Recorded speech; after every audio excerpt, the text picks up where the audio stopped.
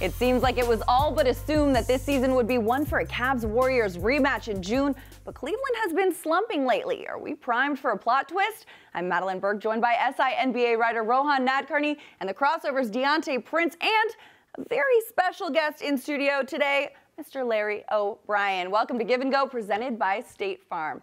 You know, guys, after having a stronghold on the 1 seed nearly the entire season, Boston and Cleveland have been sliding between 1 and 2. And you don't want to head into the playoffs fighting for this thing on a downward note. But is this the end of the season blues for Cleveland, or is this a real issue for the Cavs?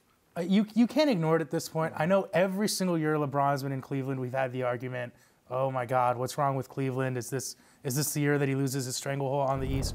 The number one indicator that Cleveland's really struggling is how bad their defense has been. It's just frankly not a championship defense. You know, Tyronn Lue is trying to say that they're saving something for the playoffs. I mean, it's just unrealistic. I don't know if they have the personnel right now to field a championship level defense. Well, and what was telling for me too is LeBron said, he goes, it's not an effort issue.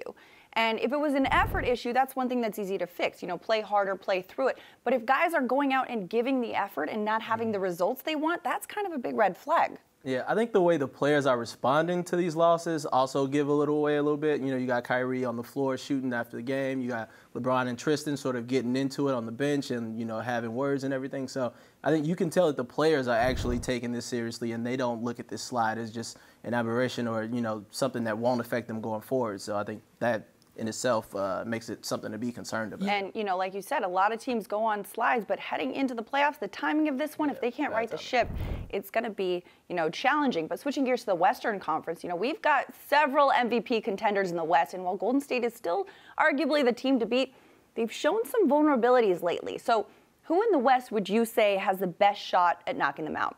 Well, I have to go San Antonio, just because they played them the closest this year, and unlike Houston, they don't depend on one guy. They don't shoot threes at as alarming a rate.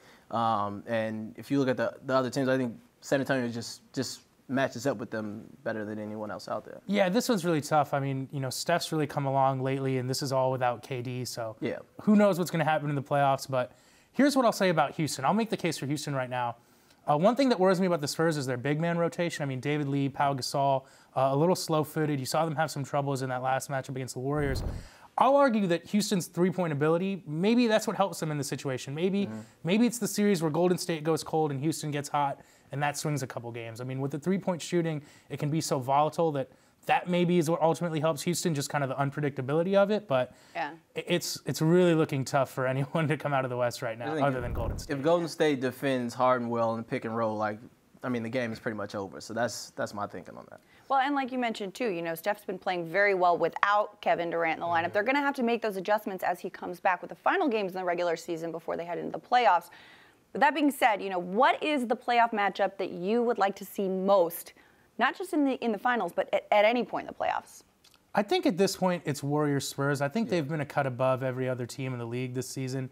I'm honestly just not that intrigued by Cavs-Warriors finals at this point. I know it's kind of ridiculous to say, and it's always fun to watch LeBron, but in terms of, you know, the coaching matchup and maybe seeing what tricks San Antonio has up their sleeve, I would like to see Spurs-Warriors. I think early in the season, we probably would have assumed that Thunder-Warriors would be the fun one, but the Warriors are pretty much like thrashed the Thunder every time they played them. And they are very entertaining blowouts, though. I will say that. Yeah, I mean, everyone has been an entertaining 20-point blow. Entertaining. He's going to do something crazy. He's going to like foul Steph Curry like unnecessarily hard. So I mean, he'll keep it interesting, but even if it's just his pregame dance moves. Yeah. Spurs Warriors is obviously the standout. Just the talent on the court and sort of like the mind games between Kerr and Popovich. There's a lot there. I'll throw in Rockets Thunder as another one that could be fun. That's the one that I was going to say as well. Rockets Thunder I think will be great because, you know, you've got Russell Westbrook, you've got James Harden, 2 MVP candidates that are going to put on a show, and just kind of the right combination of that level of talent and those two teams that are really kind of surging.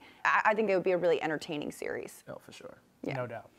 Well, just a few games left to be played in the regular season before they start fighting for this one. Thanks to our special guest, Larry, for coming through the studio today. For Rohan and DeAntae, I'm Madelyn Burke. Continue to check out the crossover on si.com/NBA for all the latest on and off the court this season.